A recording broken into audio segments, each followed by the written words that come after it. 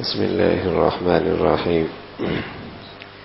الحمد لله والصلاة والسلام على سيدنا محمد وعلى آله وأصحابه أجمعين. الحمد لله والصلاة والسلام على سيدنا محمد وعلى آله وأصحابه أجمعين. أما بعد،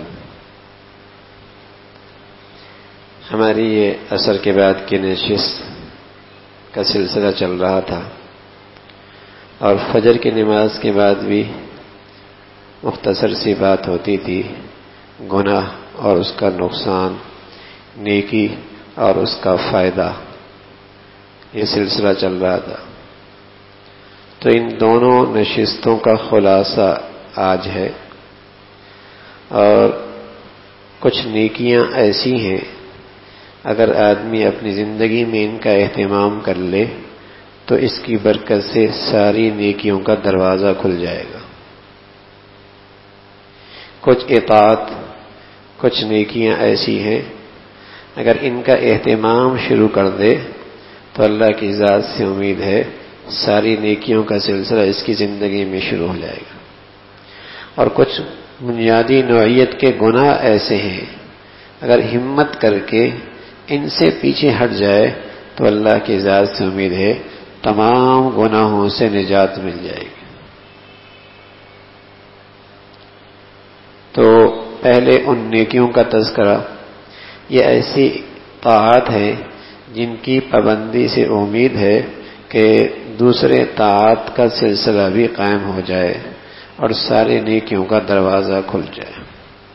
ان میں پہلی چیز ایک ان میں سے نماز ہے. جس طرح ہو سکے 5 وقت نماز پڑھتا رہے، حتی الامکان جماعت حاصل کرنے کی بھی کوشش کرے. بدرجہ مجبوری جس طرح ہاتھ آوے غنیمت ہے. اس سے دربار الہی میں ایک تعلق قائم رہے گا اور اس کی برکت سے انشاءاللہ اس کی حالت درست رہے گی. ایک ہے نماز. کچھ بھی ہو جائے، نماز کا اہتمام سفر میں، حضر میں، بیماری میں، صحت میں، گھر میں، کالج میں، یونیورسٹی میں، کہیں ہو، اس نے اپنے وقت پہ نماز ادا کرنی ہے. جماعت کے ساتھ مسجد میں بہت مبارک ہے، بہت برکت ہے، لیکن خدا نہ خواستہ کوئی ایسی شکل ہو کہ یہ دونوں چیزیں نہ مل سکیں، مسجد نہ مل سکے، جماعت نہ مل سکے، تو جیسی بھی ہو نماز نہ چھوڑے، نماز ادا کرے. تو ایک تو یہ نیکی ہے. دوسری چیز، ان میں علم دین کا حاصل کرنا، خواہ کتابوں سے حاصل کیا جائے یا علماء کی صحبت سے، بلکہ کتابوں سے حاصل کرنے کے بعد بھی علماء کی صحبت ضروری ہے. اور مراد ہماری علماء سے وہ علماء ہیں جو اپنے علم پر عمل کرتے ہوں اور شریعت اور حقیقت کے جامع ہوں. ایسے بزرگوں کی صحبت، خدمت جس قدر میسر ہو جائے غنیمت کبریٰ اور نعمت عظمیٰ ہے. اگر ہر روز ممکن نہ ہو تو ہفتے میں آدھا گھنٹہ ضرور اس کا اہتمام کرے، اس کی برکات خود دیکھ لے گا. دین سیکھنے کے لیے، دین کے معاملات، معاشرت، رہن سہن کے طریقے، ظاہری باطنی کمزوریاں، یہ سیکھنے کے لیے ہفتے میں کم از کم 1 مرتبہ دین سیکھنے کے لیے اہل علم کی مجالس میں شرکت کرے. خود بھی، اپنی خواتین کو بھی، اپنے بچوں کو بھی. اس کی برکتیں خود بخود اپنی زندگی میں دیکھے گا. دین سیکھنے کی نیت ہو، دین میں ترقی کی نیت سے ہو، اور کتابیں بھی ہوں، لیکن اہل علم کی، علماء کی صحبت جو اپنے علم پر عمل کرنے والے ہیں اور جن کی صحبت میں بیٹھنے سے عمل میں ترقی ہوتی ہے اور آخرت کی فکر پیدا ہوتی ہے اور آخرت کا ذوق شوق بڑھتا ہے. اس دنیا میں اگر یہ چیز مل جائے تو بہت بڑی اللہ کی نعمت ہے، بہت بڑی نعمت عظمیٰ ہے. جس قدر یہ ممکن ہو، یہ صحبت، یہ خدمت بڑی سعادت کی بات ہے. 2 چیزیں ہو گئیں. تیسری چیز فرمائی، ایک ان میں سے لوگوں سے کم ملنا، جو کچھ بولنا سوچ کے بولنا، ہزاروں آفتوں سے محفوظ رہنے کا ایک اعلیٰ درجے کا آلہ ہے۔ کم ملنا، کم بولنا، ضرورت کا بولنا۔ زیادہ تعلقات فتنے کے دور میں بڑھانا کمال نہیں، کم تعلقات، کم ملنا، کم بولنا ہزاروں آفتوں سے نجات کا راستہ ہے۔ 3 چیزیں۔ چوتھی چیز فرمائی، ایک ان میں سے اپنا محاسبہ، اکثر اوقات یہ خیال رکھے کہ میں اپنے مالک کے پیش نظر ہوں، میری ساری باتیں، سارے کام، سارے احوال پر اللہ کی نظر ہے۔ مثلا سوتے وقت تنہا بیٹھ کر تمام دن کے اعمال کو یاد کر کے خیال کرے، اس وقت میرا حساب ہو رہا ہے اور میں جواب دینے سے عاجز آ رہا ہوں، تو دن بھر اس کا خیال رکھیں کہ میرا اللہ مجھے دیکھ رہا ہے، اور رات کو سونے سے پہلے تھوڑا سا محاسبہ کر لے کہ آج میں نے کیا صحیح کیا، کیا غلط کیا۔ 4 چیزیں ہو گئیں۔ آخری چیز 5ویں ان میں یہ ہے کہ توبہ اور استغفار، جب کوئی لغزش ہو جائے تو بغیر دیر کیے، کسی وقت کا انتظار کیے، فوراً تنہائی میں جا کر سجدے میں گر کر خوب اللہ سے معذرت کر۔ اگر رونا آوے تو روئے، ورنہ رونے کی صورت ہی بنا لے۔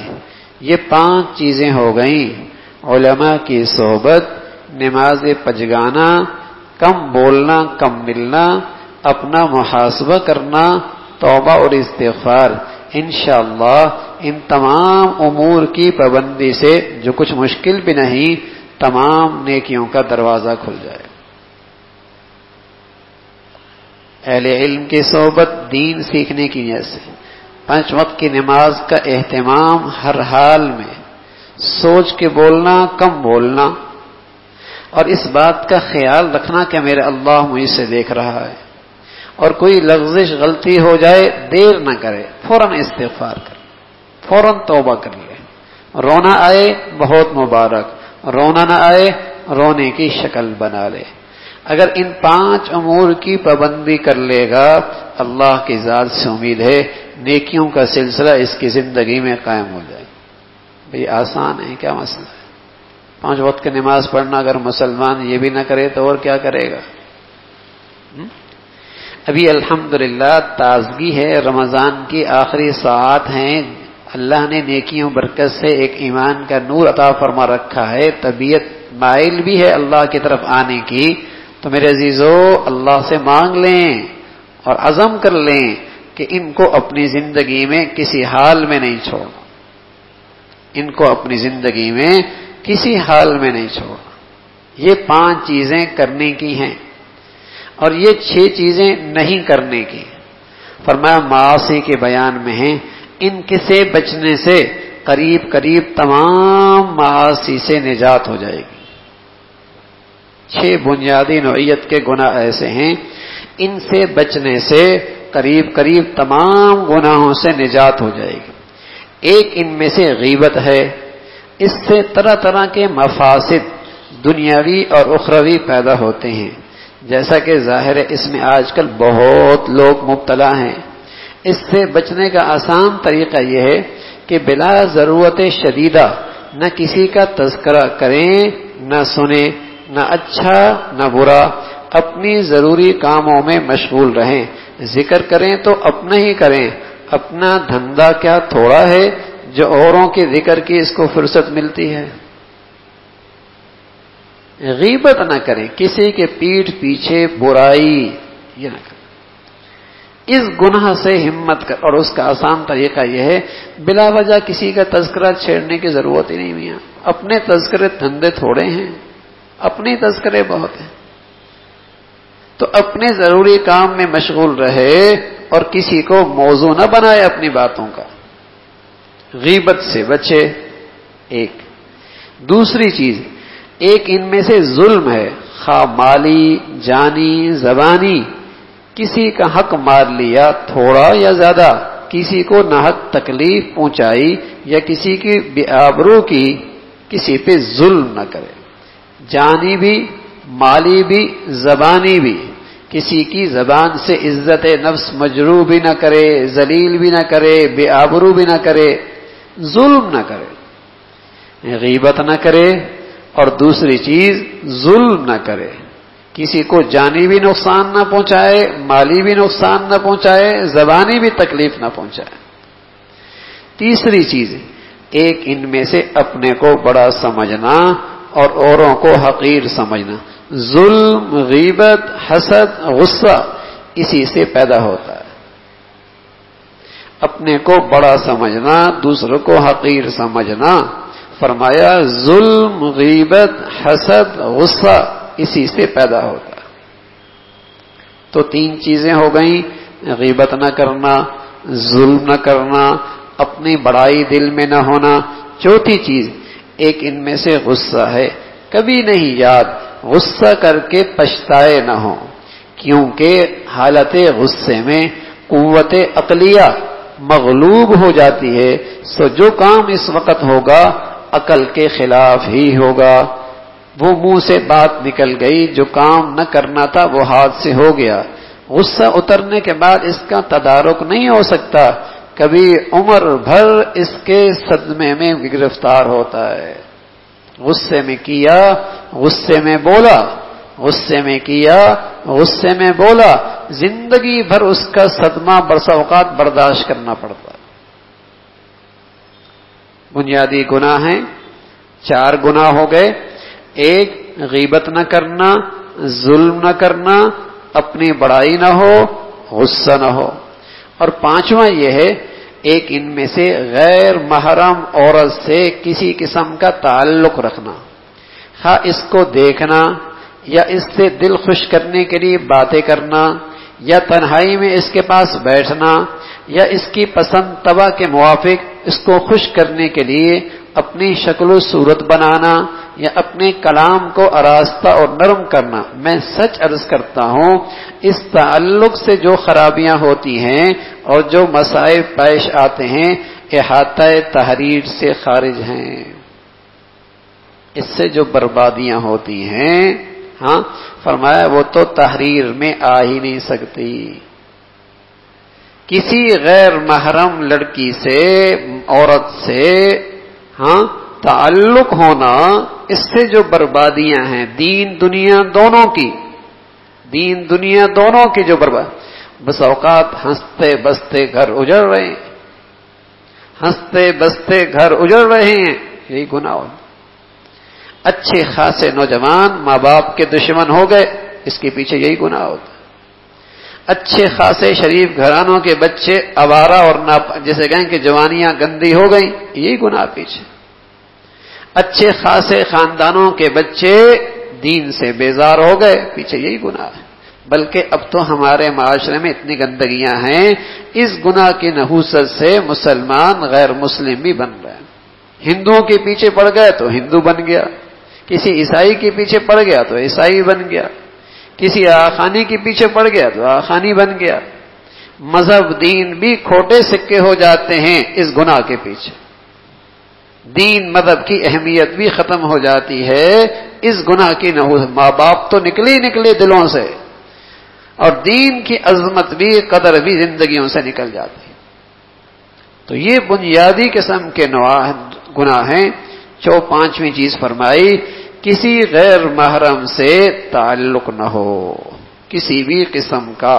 شیطان کہتا ہے بہن ہی تو ہے، کلاس فیلو ہی تو ہے، ٹیوشن میں ساتھ ہی تو ہے، کلاس میں ساتھ ہی تو ہے، ساتھ ہی تو یونیورسٹیاں جاتے ہیں. اس کی جو بربادیاں ہیں وہ سبھی جانتے ہیں. اس سے جو نحوستیں ہو رہی ہیں وہ سبھی جا رہے ہیں. یہ 5واں گناہ. 6واں گناہ فرمایا آخری، ایک ان میں سے یہ ہے کہ کھانا مشتبہ، حرام کھانا. اس سے تمام ظلمات، اندھیرے پیدا ہوتے ہیں. 5واں یہ ہے کہ لقمہ حرام یا مشتبہ لقمہ کھانا. غیبت بھی نہیں کرنی، ظلم بھی نہیں کرنا، اپنی بڑائی بھی دل میں نہ ہو، غصہ بھی نہ ہو، کسی غیر محرم سے تعلق بھی نہ ہو، اور 6 یہ ہے لقمہ حرام بھی نہیں کھانا. لقمہ حرام بھی استعمال نہیں کرنا، مشتبہ لقمہ بھی استعمال نہیں کرنا۔ فرمایا اس سے جو ظلمات اور اندھیرے دل میں پیدا ہوتے ہیں، کیونکہ غذا اسی سے بن کر تمام اعضاء کی رگوں میں پھیلتی ہے، بس جیسی غذا ہوگی ویسا ہی اثر تمام جوارح میں پیدا ہوگا اور ویسے ہی افعال اس سے سرزد ہوں گے۔ یہ 6 معاصی ہوتے ہیں، ان کے ترک سے انشاءاللہ اور گناہوں کو ترک کرنا بھی آسان ہو جائے گا، بلکہ امید ہے خود بخود ہی چھوٹ جائیں گے۔ اگر کوئی ہمت کر کے غیبت چھوڑ دے، ہمت کر کے اپنے اعضاء اور جوارح ہر لحاظ سے کسی پہ ظلم، کسی کو تکلیف نہ پہنچائے، اور اپنی بڑائی نہ ہو، غصہ نہ ہو، اور کوئی حرام تعلق نہ ہو، اور کھانے میں احتیاط کر لے کہ میرے گھر میں حرام نہیں آئے گا، میں بازار میں وہ چیزیں نہیں کھاؤں گا جہاں مجھے حلال کا ہونے کا یقین نہیں ہے، جہاں مجھے حلال ہونے کا یقین نہیں ہے میں وہ چیزیں استعمال نہیں کروں گا۔ حلال کھانے کا اہتمام ہو، اس کی برکت سے سارے گناہوں سے نجات مل جائے گی۔ تو میرے عزیزو، دین تو سچی بات ہے بہت آسان ہے، دین تو بہت ہی آسان ہے۔ سارے دین پہ آنے کے لیے یہ 5 نیکیاں ہیں اور 6 گناہوں سے بچنا ہے۔ اللہ کی ذات سے ملے سارے دین پہ چلنا آسان ہوگا۔ دین تو بہت آسان ہے، لیکن تھوڑی سی ہمت کر لے اور ان چیزوں کو اپنی زندگی کے اندر اپنا لے تو انشاءاللہ ایک دن آئے گا اس کی زندگی میں ساری طاعات قائم ہو جائیں گی اور ایک ایک کر کے گناہ اس کی زندگی سے نکل جائے۔ اللہ رب العزت بھائی ہم سب کو اس کی توفیق نصیب فرمائے۔ یہ آخری گھڑیاں ہیں بھائی، آخر میں عمل میں آپ حضرات یہیں تشریف فرما ہیں ماشاءاللہ۔ اعتکاف کی نیت تو سب کی کر لیں، کچھ لوگ تو اعتکاف میں بیٹھے ہیں سنت اعتکاف، اور کچھ حضرات تشریف فرما ہیں وہ نفلی اعتکاف کی نیت کر لیں کہ جب تک میں مسجد میں ہوں اعتکاف کی نیت ہے، اور پھر اس میں اللہ کی حمد کریں، اللہ کا شکر ادا کریں اللہ نے جو رمضان میں نیکیوں کی توفیق نصیب فرمائی۔ سبحان اللہ وبحمدہ سبحان اللہ العظیم، سبحان اللہ والحمد للہ ولا الہ الا اللہ واللہ اکبر، لا حول ولا قوة الا باللہ، سبحان اللہ الحمد للہ۔ یہ اللہ کی تعریف کے شکر کے کلمات ہیں، ان کو کرے، رسول اللہ صلی اللہ علیہ وسلم پہ درود پڑھے، اور بھائی آخر میں استغفار بھی کرے، استغفار بھی کرے۔ کتنا مبارک مہینہ اور ایسی برکتوں اور رحمتوں والا، میں نے اپنی کمزوری کی وجہ سے وہ نہ کر پایا جو اللہ کے پیارے کرتے ہیں، اور جو اللہ جیسے ہمیں دیکھنا چاہتے ہیں ویسے نہ کر پائے۔